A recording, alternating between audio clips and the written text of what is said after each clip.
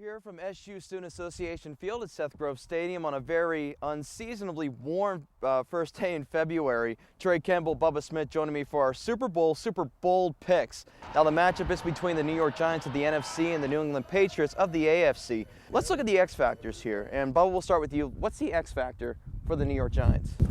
Well, Sean and Trey, you look at this pressure, and you got to get pressure on Tom Brady. He's a very mobile quarterback. You want to get pressure, and Jason Pierre-Paul has 16.5 sacks this season. However, he doesn't have any in the postseason. So I'm going to go with the other defensive end, Justin Tuck. I think he's going to put a lot of pressure on Tom Brady and keep that offense in check.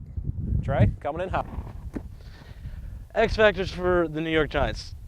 What can I say about Hakeem Nicks? This guy is unreal. Wide receiver, 4 touchdown passes this postseason. He is the leading receiver, of course, for the New York Giants. If he has a big game, which I expect he will against the likes of Devin McCourty, I think the big things can happen for the New York Giants. Sean?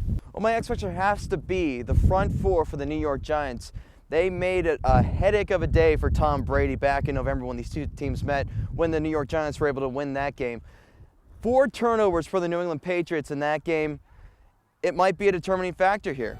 Now again, guys, what's your factors for Bill Belichick and his New England Patriots? Trey, let's start off with you. Looking at the X factor for the New England Patriots, it's got to be the defense. If the defense for the New England Patriots shows up, they can have a very high chance of walking out of Super Bowl 46 with a big W. If the likes of Devin McCourty and Vince Wilfork can step up and play against a very efficient New York Giants offense, this is a team that has a +5 turnover margin in their favor. If the New England Patriots defense can step up and play like that, they can come out of there with a victory. Bubba?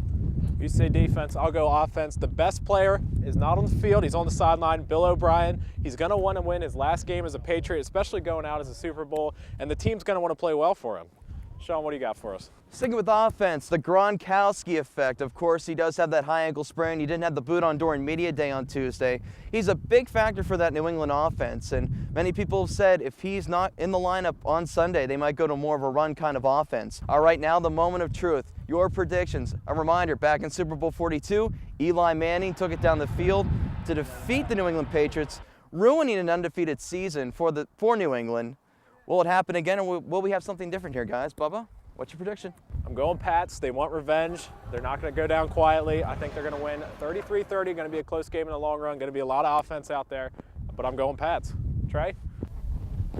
I have to go with a little bit of what some people might consider an upset. The New York Giants are going to pull this one out 28-24. I think at the end of the day, the likes of Antrell Roll and the rest of the New York Giants defense is going to create just a little bit too much havoc on Tom Brady, and they'll probably have to settle for a field goal somewhere in there. Meanwhile, that New York Giants offense will just keep rolling like it has all playoffs, baby. Sean?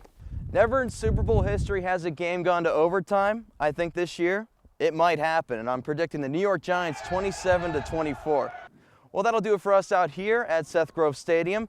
I'm Sean Gallagher alongside with Trey Kemble and Bubba Smith. We'll send it back to the studio.